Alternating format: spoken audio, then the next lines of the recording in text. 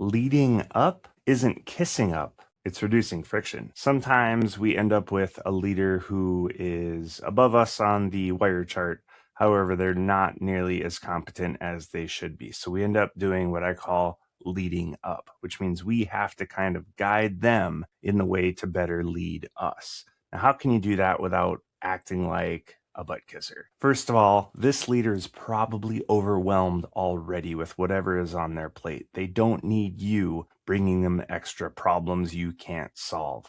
So help solve those problems for them. If you have a certain way that you would like to work a problem and get it done, bring it to them exactly in that frame and say, hey, boss, this is what is happening and this is what I want to do about it.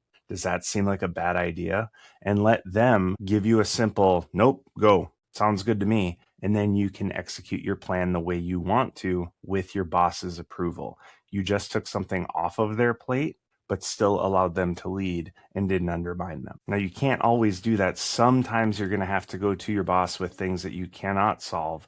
But when you go there with those problems, make sure that you are simply clarifying priorities. What exactly do they need done first and in what order? And also make sure that you are understanding your constraints. What are certain things that you are not allowed to do in order to achieve mission success? Because we've also all been in that situation where sometimes the easiest way isn't the right way, and we just can't do it that way based on company standards, safety standards. There's a plethora of different reasons why we can't do something a certain way, even though it might be a little bit easier. And the last part about leading up is make sure you are going to them with certain things they will be held responsible for, such as risk. Make sure you're clearly identifying, mitigating, and communicating any risks that might be involved with solving a problem a certain way. Because at the end of the day, you may be in charge of that mission, but they will be responsible for the risk and if that mission gets completed or not. So make sure you're bringing them solutions, make sure you are clarifying priorities, and make sure you are communicating specifically risk. Because again, you may be in charge, but they're responsible